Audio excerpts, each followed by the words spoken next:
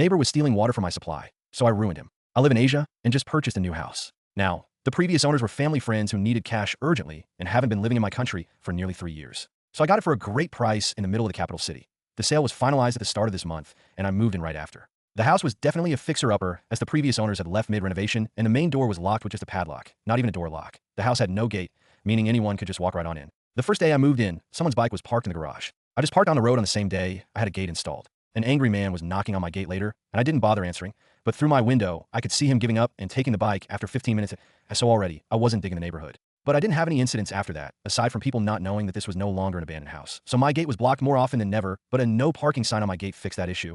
Last week, I was having a shower in my bathroom, and I noticed my water pressure was lower than usual. I also heard my next-door neighbor's water pump going. Now this neighbor, an old guy, lived in a 3-storied house, the first being the lowest and the one he lived in. The other 2 floors were rented out to tenants. This guy wasn't happy about the house being sold and voiced many concerns to my friends, the previous owners. He was super angry about it, and my friends did warn me, but I'm a 6-foot guy with 3 dogs. No way he was doing anything, and yep, he didn't. So, with this living situation, a water pump is needed to pump water to the tanks on the roof, since the public supplies pressure is not enough to get it up 3 stories. Now I heard the water pump going and immediately was suspicious. Sure, coincidences exist, but it wouldn't hurt to check it out. I waited till his pump turned off, and then turned on different taps in the house. Sure enough, the pressure was back to normal. This made me even more suspicious, but if he was stealing water, it also made sense. The water bills have been going up over the years this house wasn't lived in, but the house also had some water leaks. So it was chalked up to that, even if the bills were too high to be caused just by leaks. Now it's starting to make sense.